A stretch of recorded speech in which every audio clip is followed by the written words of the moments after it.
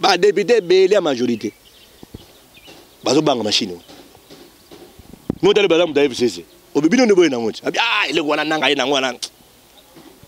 Ça na confiance na ngote. Mais aza kuda. Soka lo bien la TV ne biso dolo baboye. Mkamate. Mfunge.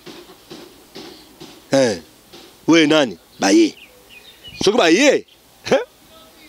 Le bureau d'hôpital, c'est l'hôpital, prison. De bon, on a sécurisé. Mende azali sécurisé na nenga ko sakanate. Azana police, azana mura, azana FARDC mélanger na kata tenir la police. O take mutane wane. Bon, azana be mutombo te, ba elwani pa na. Atabe ba bomie. Ezana be régime ko ité. Bakene wapi atundu atakufi changer ni d'accord na ebite batu musu batakaka bango moni azana ba problème bacha batu bana batu kene régler ba problème na mais ko yako baté mboka ezana insécurité beaucoup de batu na mituka insécurité ezana mboka te mboka eza sécurisé pour peuple eza très éveillé. Mikolo ba komona biso base. Benga muto azolo ba yaza base ya parti songolo paka. O biso base ayi nseto lobibo, biso base ayi de besto lobibo, biso base ya dynamique to lobibo, biso base. Batu batika discours wana. Ya base. Tshisekedi banda vina. Omoni to sitaka Tshisekedi pona yena boti biso. Aza parmi les pères fondateurs ya opposition. Du fait que tozo mener combat na camp opposition. Comprenez? Tous mené combat au nom du peuple. Tshisekedi banda bota miti na akufi atiko lo bateko j'ai une base. Le peuple. Programme est intitulé le peuple d'abord. Comprenez? Candidat président asa candidat peuple. Ba base c'est ba structure locale. Ba structure de base ya parti. Comprenez? C'est local pour na ko animer parti dans le secteur. Mais ce qui est comme à niveau de la présidence, comprenez? Et comme un peuple, pour ça on a besoin de suffrage universel du peuple congolais pour que nous représenter Bango. Comprenez? Ce qui est comme un président en parti, on a besoin de structure de base. Nous sommes comme un président en parti. Comprenez? Donc, circonscription Funa, ya Nchango, ya Mwamba, ya Lukunga, ya Chela, ya Masimanimba, ya Goma, ya Kivu. Ne pas comme ce président parti. Mende, en tant que porte-parole du gouvernement, c'est un grand menteur. Mende, alors la vérité. Ni na mwasi na ye, ni na ba collaborateur na ye, ni pour intérêt en mboka, Mende alors la vérité. Mende. Ba Congolais nyonso, bana kini nyonso ba yebike candidat commun ya opposition ezali Martin Fayulu. Ndeko Félix azali candidat ya IDPS. Ndenge IDPS lobby que candidat ya IDPS c'est Félix Tshisekedi. Donc on ezali normal. IDPS c'est un grand parti, IDPS c'est une formation et salibiso. Ce qui est candidat dans l'élection présidentielle, ndenge congrès sengaki et ça problème était. Donc Martin Fayulu azali candidat commun et à opposition. Donc au niveau de l'opposition, toujours kende d'un côté Martin Fayulu azali désigné, Félix n'a pas participé à la désignation wana. Donc muta contesté qui a azalaki te. Par après chacun a bien raison naé. Félix a bien un candidat.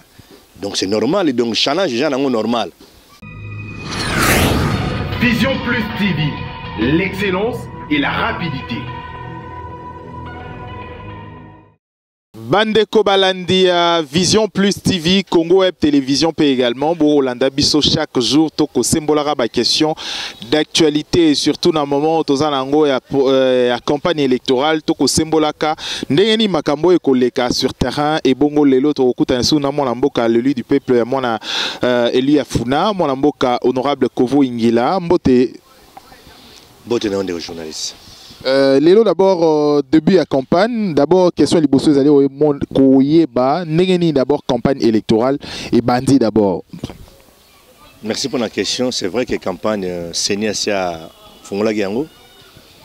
Bon, tout le monde appelle ba bandiro mususu za la FCC, ezala ya ngamo mususu. Basi ba bandi campagne mais opposition n'a ne démarré. Donc, nous avons lancé la campagne na biso officiellement, mais l'équipe est déjà sur le terrain. Yoibiga bana Tomalanda, bana Congo, bana Debout Congolais, bana Bessengane Mongonzoko, donc bana Martin Fayulu, oya lelo, donc mon papa Sika. Bongo, bazoko tia banoyo, bako tambolaka, bako signaler que bakolo mabele bazali quoi. Donc champion Congo, champion Funa. Fune ko cédé médaille. Donc médaille wana ba champion na mon adversaire était. Na mon ka ba photo moi bateau. Mais adversaire au pena donc détail na mon a été. No borbeta ma donc bazabana na tala bango boy no kamawa. Papa sanga mama mais bon comme balingi bitumba bon. To corriger ka donc to corriger ka to legi. Mais Lélo d'abord bozo soutenir candidature il y a Martin Fayulu. Candidat commun, il y a opposition. Bon, Félix Tshisekedi peut abimiser candidat commun il y a Vranche Cash. Dans le bien. Cash, et ça, et leur moussous. Candidature commun, il y a opposition.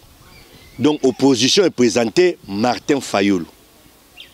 Les Congolais, les Kini, candidat commun, il y a opposition, et Zali Martin Fayulu. Ndeko Félix Azali candidat il y a IDPS. Nenga IDPS c'est lobby que candidat il y a IDPS c'est Félix Tshisekedi.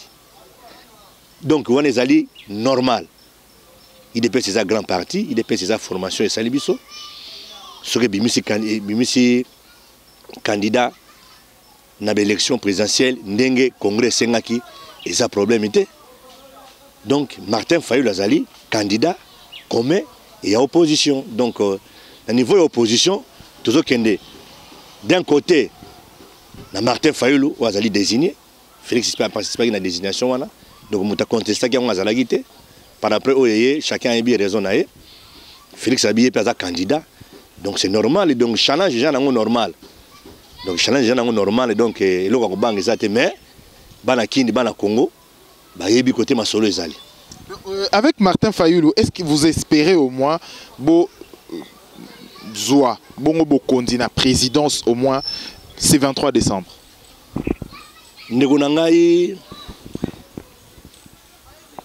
ngaza lokola nalinga olobela mingi makamulanga ite nalinga olobela mingi makamulanga ite moto nzamba tie loboko hein. Yo moto mokila ato yini ato yini okangi kanda contre mais kanda no eza kanda nzambe te bato mingi basambelaka ba comprendre te ministère ya losambo ndenge ni etambolaka eza ndenge moko na politique bato mingi babetaka tolo na 2011 mingi balobaka mingi balagisaka ke naza na mbongo ngai naza boye mais peuple ne mokonzi tango to kendaki na 2011 na ebisio ezaki catastrophe ti lelo ezala PPRD na ba formation nyonso politique ya Congo ba comprenaka mystère ya setité soutien Etienne Tshisekedi champion du Congo donc Ngoy Mulunda nde a proclamé alobi na ba formation politique nyonso oye bimi meilleur sali ba voix belé ezali 7 soutien Etienne Tshisekedi na funa ba na funa.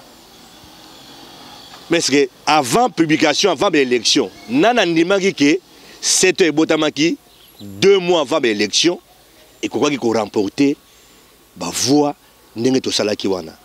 Malgré que ndeko Basile tikatana tanga comme on est pour la précision, ami benga yende champion. Tiens. Mouto ko benga ye champion kende candidat indépendant. Soko ke yo moko peuple a voté no ko lobi oza champion. Mais soko kende na liste ya parti. De soko bimi meilleur donc parti on est mouté bimi meilleur. Et non yo individu. Comprenez? Soko confusion on est ba ko na mitwa bato. Ba comme ndeko Basile pe azaki ne moto alingaka ne Etienne Tshisekedi te, azaki ne pe opposant te, azaki ne politicien te. Abana ko ka pasa ko lobake Etienne Tshisekedi ya kotanga kombo Etienne Tshisekedi abana ko kotanga honte yango baloba ngai ne champion mais champion à trahir so yo ne champion lelo zabi muzana côté nini tane lelo ya okomi oyunga na yungana okomi na yo lokola ndekeluka politicien za kanengo wana te muzomona donc réalité wana bato bayebi yango te. La mathématique politique, ça s'apprend. Il faut y avoir cartographie électorale, il faut y avoir na Kinshasa état molaka nenge nini. Politique ezali école de formation.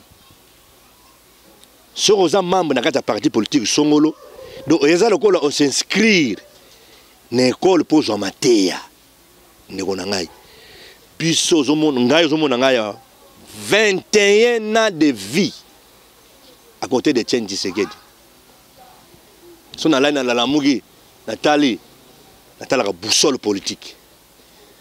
Mais so tuni ba domingue ba boussole politique, ba yebota la wona. No ba domingue mona ba ngwana ba diembelaka. Ba moni bino bo créer mouvement juste succès, bango ba ina bambongo. Bango ba ina ba relation. Bango ba ina bondoki. Ayeko diembela na succès moko songolo pakala. Comprendre? Donc, ngai na créer, na construire leadership na ngai na Kinshasa, na opposition, puis na katia IDPS, à côté de Etienne Tshisekedi. Donc, s'il faut parler des acteurs politiques de la ville de Kinshasa, je suis parmi les leaders de Kinshasa. Pour l'élection confinement. Donc, à toi, il y a une jalousie. Ato bat bo comme bat mikolo comme champion n'importe quoi congolais so ba comme champion na ba injure mais champion na ba poème champion na ba conseil champion na ba orientation to mon orientation te même tala ne campagne e bandi mukie donc ba tout bazo ke lengi il faut ça petit moko ça pembe na kofo ingila azo ya sel nga campagne il faut na petit moko boya zaki na équipe na ngai te kofo ingila za a compliqué. Ogos na rope ça pena moto na tambola ne charge na PCO yé. Mais mon lili pena ezuye. Côté boké pena mon lili. Ogos pena maman na butu. Bo ebi masolote. Il faut bo sala bana. Kofo ingila za na bana na Selembao na Bumbu, na Makala, na Njili, na Makana na Nkaluka ba kofo ingila bazali. Nazo yebisa yo. Donc batu fo baye ba ko former ba jeune, batu fo baye ba ko former ba agents électoraux, batu fo baye ba ko former batu. Soko postuler, obi ko sa l'équipe à campagne té. Obi ko sa la campagne té. Obi ko la formation politique na autre. Pour le ba tango banga. Même na photo ne pocha FCC azo banga. Muna ka photo che comme munene. Mais yo za ya wapi? Ali ngolo ba place ya zate. Yo zana nani simana yo. Tomoni photo munene, oui. Tout le monde est comme ma partie. Mais Oza na kanini. Ozolanda. Donc, batu mingi, bazo comprendre la réalité wanate. Bazo comprendre la réalité wanate. Nengani ne masolo etambolaka. Yo za démocrate. Ofani mingi. Na côté ba grand. Mais nengani ozo ba otambola politique mate. Ngana ko ozo muto ayebi ne basaka campagne te. So na fane ka 2 jours. Comme leader. Nous sommes à 2 jours. Donc, au fin d'ici, ma solo. Comprenez? Tout à l'heure, il y a petit. Mais petit, mon robot, vieux chicha, l'ingare mingi. Alingare, il y a un boulot. alingaki biso pona beauté te, alingaki biso pona bakoma famille te, alingaki biso pona boulot. Tozaki bano tosa fierté na ye, tosa fierté à parti. Lelo tia candidature, tia kombo ya parti na yo. Tia kombo ya leader ozo soutenir. Comprendre? Donc ngai nazali candidat na liste ya dynamique de l'opposition. Dynamique de l'opposition, candidat président na bango ezali Martin Fayulu. Eza mabe te ezali sumu te. Nemi ke ça bato mingi passe. Pendant le lobby 21 et pas Etienne Tshisekedi, normalement il faut en UDPS. Bon, au moni gaga son abina bana fungola dossier UDPS. Bato bo sala ba crise. Comprendre? Tu bandi campagne. Mais soki na bani na loba pourquoi na postuler na dynamique na UDPS ité bato ba kolela. Et ça la bango passi. Comprendre? Et ça la bango passi. Oyoka bato ba koloba o asali boye pona boye. Alobi boye pona boye. Asali boye pona boye. Pour lelo ba ozwa sikoyo Félix Tshisekedi na Martin Fayulu lokola binemi. De so oza muta Martin Fayulu, oza ko ennemi à Félix te. Eza bongo te. Eza bongo te. Dynamique de l'opposition bato ba ebité. Dynamique de l'opposition botami na 2015 na janvier. Dynamique de l'opposition est botama jour d'anniversaire na ngai. Dynamique de l'opposition est botami pour nous protéger l'eau électorale. Dynamique de l'opposition est botami pour Kabila azala candidat président na l'élection za oya. Et le peuple congolais bato ba kufi, bato ba zoki. Une semaine il y a frappe banafuna toujours devant masole betama na funa masole sama na funa fune iluka koleka nchango elalaka nchango esalaka rien mais fune kangi Congo et kangi kisasa na ebisio onga mura onga FARDC onga police nationale pema do batireka na mukie ba kacha braza pona bana funa do bana funa bazaka blagi te comprendre mingi ba fana funa ba ebi funa bien te et biso to ebi funa politiquement to ebi funa zo représenter ni ozolanda donc bato bazwa bato lokola binemité bato batika benji lelo combat politique ezalaka tozo bunda Martin Fayulu comme président bandeko pe soutenir Félix na IDPS balobi Félix veut comme président eza compétition eza démocratie comprendre parti politique moko dirige à Congo yé moko azade est-ce que PPRD soit la majorité présidentielle, il y a combien de partis politiques? Il y a 380 partis politiques. Pour passer la majorité. De ce que nous avons opposé, nous avons 400 partis politiques, FCC. Comprenez? On a PPRD dans 60 députés, parti dans 30 députés, parti dans 20 députés, 10 députés. Pour passer la majorité parlementaire. Parti politique, Moro Oyo, et que la majorité parlementaire, 250 députés, Moro Azate. Politique, ils allaient combat collectif. Ils allaient combat d'ensemble. Comprenez? Donc, MLC qui est un député, INC est un député, CD est un député, IDP est un député. Mais tant que tu dois fonctionner, dans 4 parlements, il y a 2 camps. Bateau est la majorité, côté au pouvoir. Bateau union sur la côté opposition, puis bazalaka. Donc, combat ils allaient, il y a présidence, il y a majorité parlementaire. Tu as père de présidence, mais tu as une majorité parlementaire. Si tu as une majorité parlementaire, donc, bateau a une majorité parlementaire, on va le premier ministre. Vous l'avez dit? Bateau a une majorité de la présidence, il y a un diriger. Comprendre? C'est un combat où bateau va comprendre. Alors, bateau va y avoir ma finga, bato ba ina be na ebité mentalité ceux qui za ko loka na ebité écoute li bato ozomona un acteur un responsable a une TV devant caméra azo finga bato mingo mona bangwana aza munene devant caméra mais soko l'onglet devant caméra même na avenir na bango ba ebité ka candidat même na avenir na bango donc même na lupangu na bango bako voter été Mais ngana ko kota chebino. Na moi sino na bana no ba voter au terre. Aujourd'hui bena ba papier duplicateur to chape na cantine wana. Yo loba expliquer nga bena loba na expliquer trop ba soko bato bon to chape numéro nani pour soutenir. Na foyer na yo. Au moins bena moi sino va voter au terre na bana. Pas la ngate pas batu. Donc pas la ngate. Donc parce que politique est dans la réalité nango. Comprenez? Ils sont dans la réalité nango. Ba jeune ba lingo ça la politique. Il faut bosa la côté il y a ba acteur oyo azana yo azo salisa yo azo former politiquement. Parce que biso ba démocrate toujours pouvoir na ba armée toujours politiquement. Si ceux qui opposent au pouvoir politiquement, qu'est-ce qu'on fait? N'engni basaka campagne. Il faut oye bango bien avant. Tant que campagne bandi, bandi ko s'exercer, ça le ko l'équipe na ngai, basaka kador. Baza na mode ordre na ngai té. Alors, to fait bandi ka ba kanka ba ko na bango. Baza bon, vieux, to redémarrer journée. Papa ko vo ezana ngeni.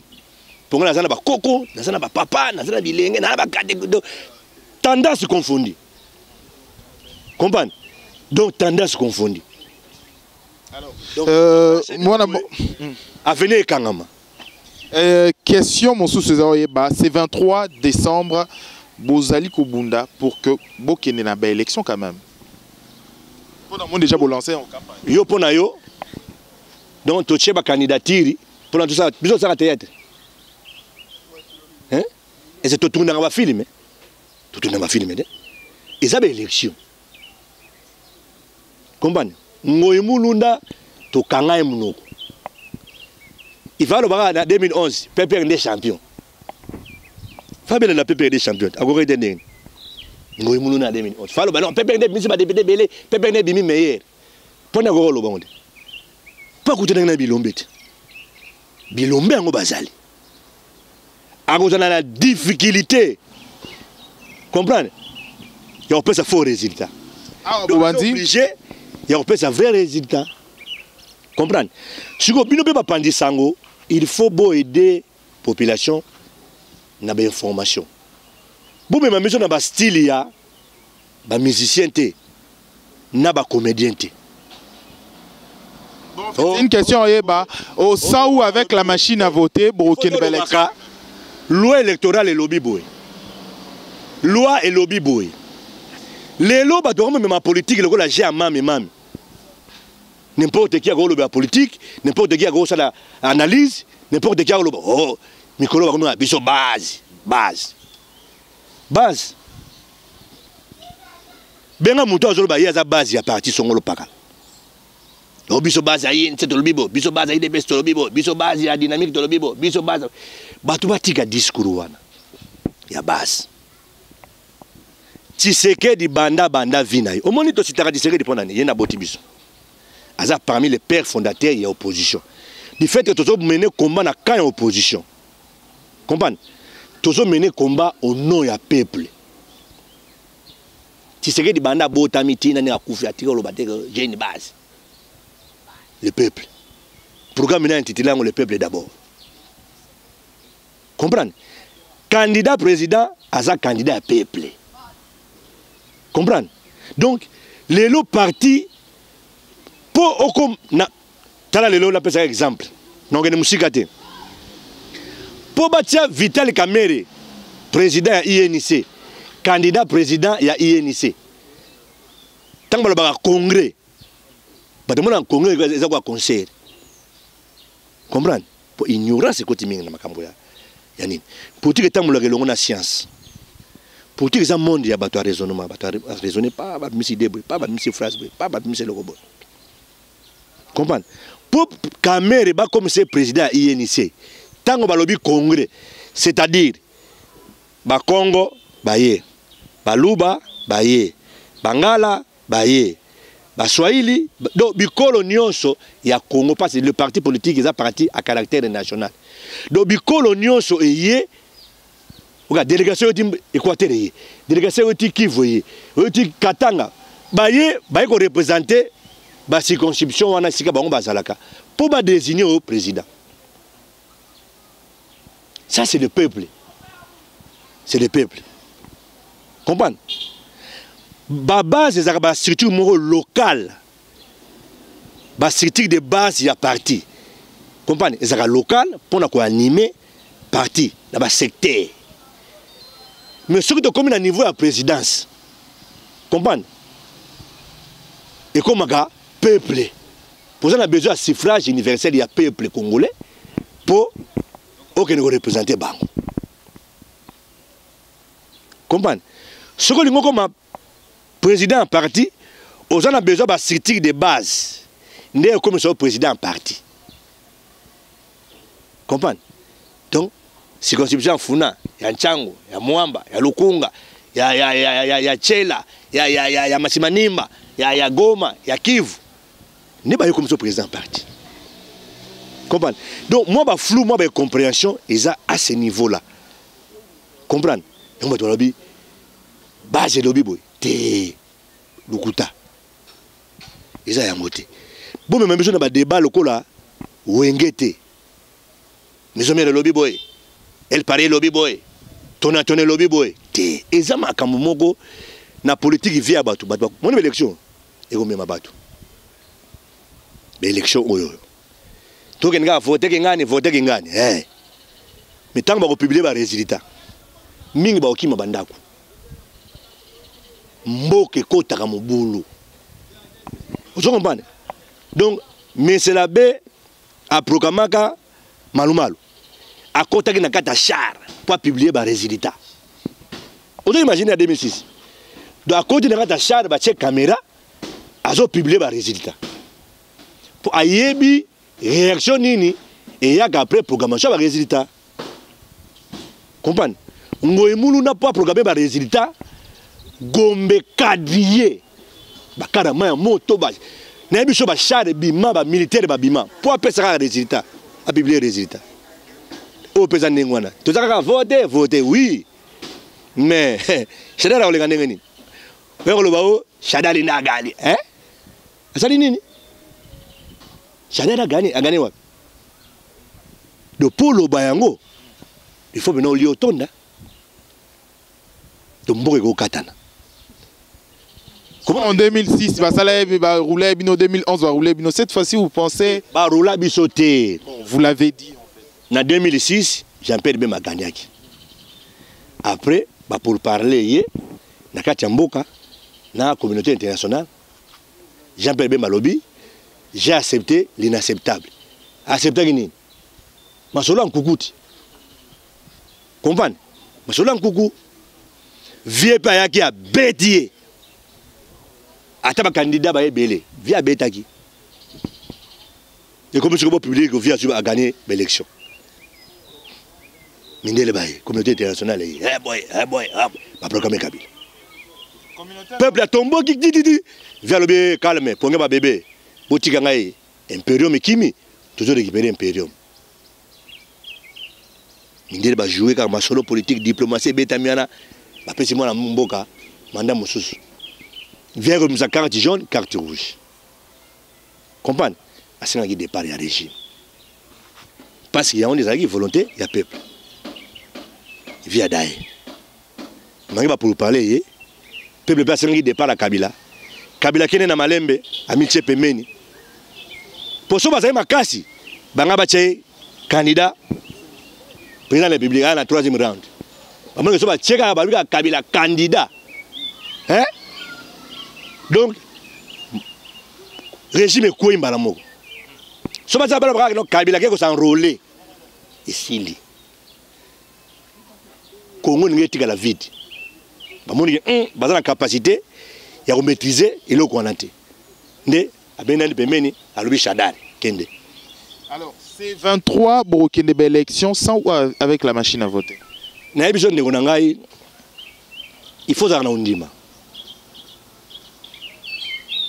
Machine à voter, c'est la loi, c'est un règlement, c'est un calendrier électoral. Il faut imposer la machine. Non seulement machine, bah doublon et zali. En 2011, le problème n'est pas doublon et zali. À l'époque, Jacques Chabani, secrétaire général de l'IDPS, il y a eu un choc. Pression contre les doublons. de toko fana matoka maboko te lobby o banga lobby alléluia mais té toujours exercer pression parti moko ndimi machine ezate eza la majorité eza na côté opposition bato balingi machine bazate comprendre pona bango pe baobanga misiko bobanga ni seni lobby machine bon seni nana yebiso na machine pour seni ezali institution d'appui à la démocratie il faut soutenir la démocratie na mboka mais virage yango ezui toto comprendre te nana yebiso seni ana machine debe zawana siko ba politicien bazo bunda pona likambo tele machine tobi tolingi machine te bango pe babanga machine bayebi machine wana ko boma mboka machine wana ko mema bato machine ya nguba enika nini ngube za ngube koma kamwamba so baniki yango mbika peza kambume koma ka fufu pe banika kango masango pe banika kango do machine wana ko ninga bato c'est-à-dire eko mema bato eko boma ba parti politique ebele eko boma ba acteur politique ebele machine ozomona wana do ba parti politique mususu au contre na machine boy bobungi tamba ba publier ba résultat comprendre bo disparaître bo comme bata ba cours de tribunaux après cours de tribunaux ozongi na palais olali poter le megomi problème donc bon l'accepter le kola majorité lingi machine opposition de boy machine na majorité na opposition na peuple mutalingi machine azati sikoyo pression toujours continuer ko exercer pression na iglesia na bato nyonso pression zo continuer ozomona siko siko comme songo kola kamo ko bonde lingi yango te bozo bosa na peuple izamabe barter politique au biso de l'institution tout ça dans la majorité ba député belé majorité bazo banga machine mo tale bala mu da FCC o bibino ne boy na ngoti ah ile kwana nanga ina ngwana sana confiance na ngoti mais aza kudo soka lobyo la TV ne biso tolo baboye mkamate mfunge we nani baye soka baye lobyo ko hôpital soka d'hôpitalité prison de bon ba la liberté d'expression il y a critiquer le système il faut faire gagner mais bazo souffrir en interne comprendre bazo souffrir donc to aider Congo to aider Seni ba pression na pour to aider Seni à ça la musala élection malam ndé souci na biso ezawa. Est-ce que vous espérez ce 23 décembre c'est possible bah ça en gros les sous sans machine à voter Nathan était calé c'est possible. Oh na niveau il y a Seni est-ce que candidat oyoyo bato va voter ba kene ko luken ka ja bureau de vote après ça va ko ça l'impression ba bulletin et là on dit oyoyo Seni gardaka PV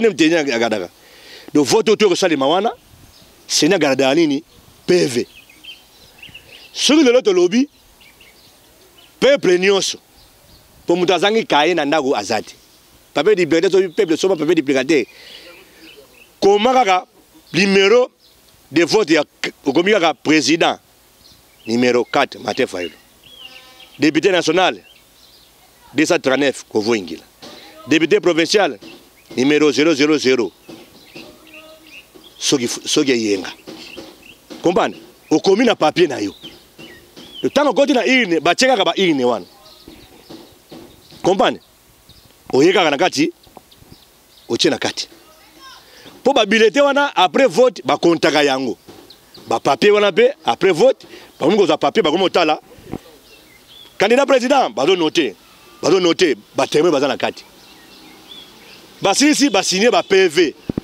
signer sur ba PV wana yekenango comme élément parce que pour nous contester ba élection on rien na bulletin le lobby faut amener les PV ba témoin ba kenenga na bureau de vote ba yaka na PV ba yaka na bulletin na bandako te ba yaka na copie ya ba PV na bandako na ba urne écoutez ba billet za ba copie ba doit beta a marché wana billet za 1000 francs ya komi kuna 5000 francs ba leka ba 4000 francs na sima machine za $100 ba komi machine avec le papier vous pensez que tricherie ça facilité na lobi na oboye ba témoin na cette expérience ici comprenez tout ça l'expérience na zukaka di papier de pirater to kata nous ça ko kata ngope a komi comme kaka na bateau batelemi to tshika di candidat to bon to voter kan ba président et c'est ma vitite pour ba papier wana kendeke nango ba PV ne mutu lo reconnaître pour que de contester ba élection il faut avoir les PV ça c'est la loi au devant tribunal na ba bulletin de vote ité au na ba PV OK contester vote wana chef wa centre a signé na ba témoin bazaki wana ba signé. Chaque membre d'un parti politique a eu PV a même un parti politique. Sauf ce qu'on a comptage, ne pas que non ah, besoin de 500 000 voix na funa. PV est commis lobby, tout ça 500 000 voix. Mais ton monu, negonanga à lobby, tout 300 000 voix. Trop brandir nin PV. Non? Dans les PV, c'est autre chose. Yo publié wana ozyango tala ba PV yango elobi soko copie ba PV wana ngana zanango ba tutenzo ba candidat ya kota majorité bazanango ba candidat kota opposition bazanango ba témoin international bazanango ba observateur bazanango comprendre PV wana za na force de loi soki boboyi ko reconnaître yango awawa toko kendeke wapi to kendeke na cour na union interparlementaire nde geraka ba parlement nyonso na monde tokoza ba PV wana toke na union interparlementaire tala biso to gagner ba élection nanga publier biso to zuite bango ba kosenga biso nini PV kaka soki yo bimisi PV na ba témoin na biso ba témoin ba signaki bango be bana copie nango ba ko comparer na ba o ba zanango so ba comparer na ba o pe bango ba zanango ba monique eza identique bako obligé parlement na biso et programmé bato bazwaki ba longi et ça na en 2006 bazu Frank Diongo a gagné ba tcheli banda bazu Chalupa a gagné ba tcheli banda bazu ba PV na bango ba na union interparlementaire na Suisse ba sali requête na bango ba porter plainte ba examiner ba PV na sorti requête bimi ba instruire parlement na biso congolais et reconnaître bon comme ba député. Donc Frank Diongo na Chalupa de 2006 à 2011 bazo vivre comme ba député. Mais arrangement ça demaki balobi bino boko siéger parce que tu te clôturer 500 mais to zu bino comme ba député. Bazo pesa bango mbongo na bango ne ba député.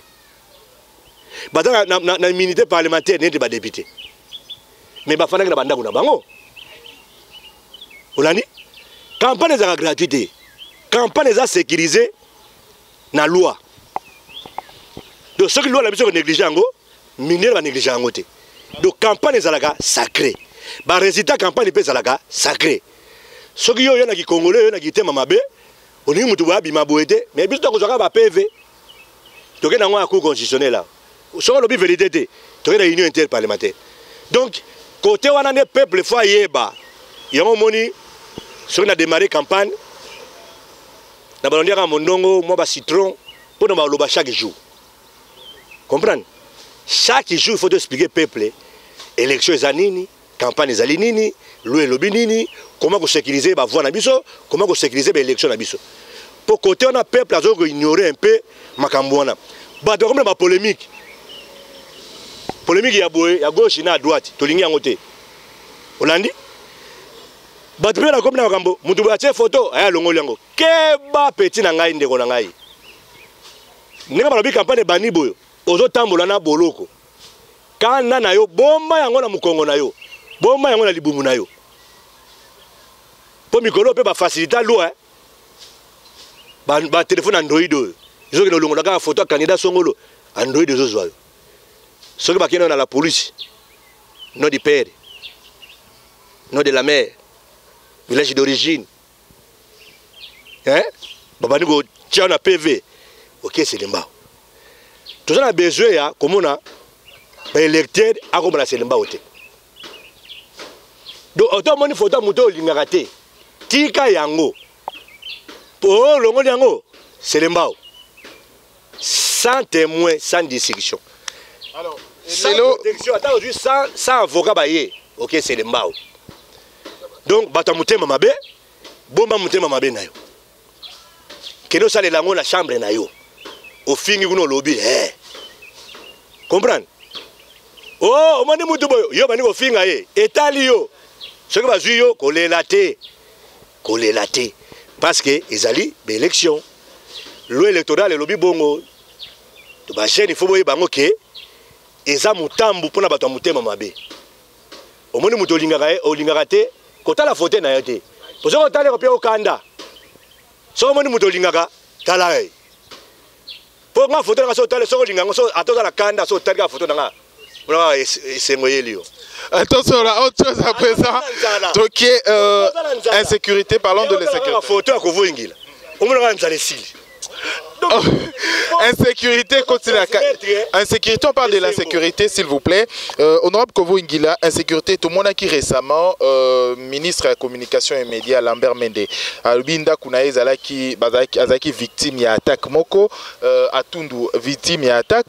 Nani, récemment, c'est quoi, tout le monde, ambassade, il y a Amérique, ambassadeur à lobby, Bazaki, victime, il y a attaque Moko terroriste, et Zali Kobongama contre ambassade, il y a Amérique. Na période électorale, l'insécurité comme matamwa moke. Comment vous voyez le climat oyo na élection na insécurité koyaka na moke na petit pas? Mende, en tant que porte-parole du gouvernement, c'est un grand menteur. Mende alobara vérité ti. Ni na mwasi na ye, ni na ba collaborateur na ye, ni pour intérêt en mboka, Mende alobara vérité ti. Mende. Donc, Mende alobara vérité ti. Aux témoins le 19 septembre 2016. Mende alobi ngai Kovo Ingila na Martin Fayulu to buki bank to yibi coffre fort to keda ona ndako na biso ngai na Fayulu to buki bank to mimi coffre fort to keda so côté na YouTube obeti kaka Mende contre Kovo omula vidéo wana azoloba do expliquer batie soki boulevard soki 24 ba moto zo pela to biso to buka ki bank to akina ba bandi to buki bank to ji coffre fort to kena porte-parole du gouvernement. Donc aloba la vérité te terroriste côté na ndaku aya beti voiture masasi gaga gaga gaga soki 3 balles abimi akei mais ne pas on est dans ba policier ba bomi policier te ba bomi mutu moko te mais ba beti kama masasi na voiture wana 3 balles wana donc j'ai été attaqué et ça va gêner et ça va jamais bango so bali basala likambu ba bandaka na ba scénario bali ba créer sécurité mais na période oyo donc ni la police ni armée ni ba service de sécurité ba legi peuple na sécurité do peuple azo kengela mboka koleka ba service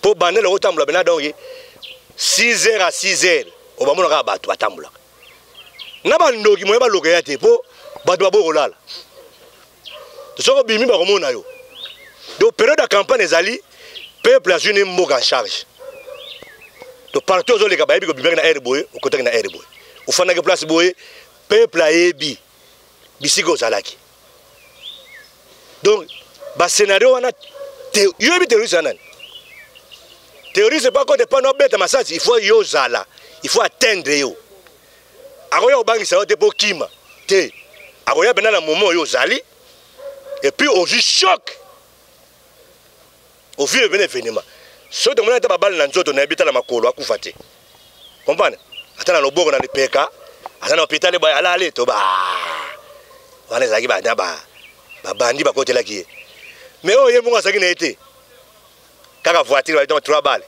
eza ba garde ne ba beti wana koyaka nanga ba masolo ante oh insécurité kota mende ce sont les gens hyper sécurisés mende azali sécurisé na nenga kosakana te azana police azana mura azana FARDC mélanger na kata tenir la police otake mutu ndenge wana bon azana be mutu mbongo te bakelwani epa na ye ata be babomi ye ezanga mpe régime ekwei te bakene wapi atundu ata kufi echange nini na Congo nayebi te bato mosusu batakaka bango moni aza na baproblème basia bato bana bato kende oregle baproblème na mais koya koloba te mboka eza na insécurité bokotisa bato na mituka insécurité eza na mboka te mboka eza sécurisé po peuple aza très éveillé donc wana eza bamontage batika kobangisa biso bon kotiaka na problème na baambassade te oyo ambassade amérique yo monaki porte parole ya ambassade azoloba porte batwit wana nga mpe nakocrée twit na elongi na ote na bandi koloba bani obani kova alobaki bana internet mutu baloba na internet ngai ngai na fai na nga o tweet bino bomona na bino ya réseaux sociaux bato batemi kuna alobi Belgique elobi boye France elobi boye yo moni français azoloba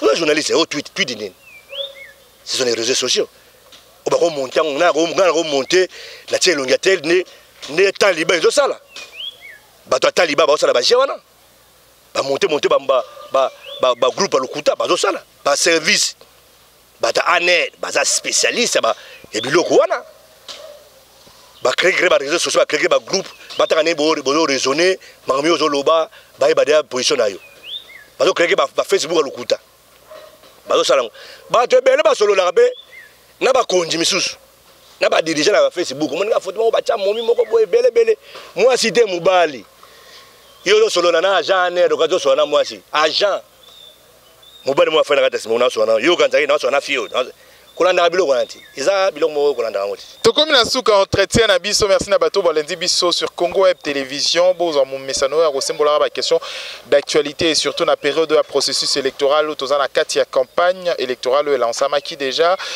lelo to yambaki bongo mwana mboka honorable Kovo Ingila na ende to sembola ki ba question d'actualité le lui afuna merci na bato nyonso balendi biso merci na PDG Chabani Record merci na Jerry comme texte au azoki biso na prise de vie na balandignon sur Vision Plus TV tokutana prochainement pour une édition Moussousou. D'ici là, portez-vous bien. Au revoir.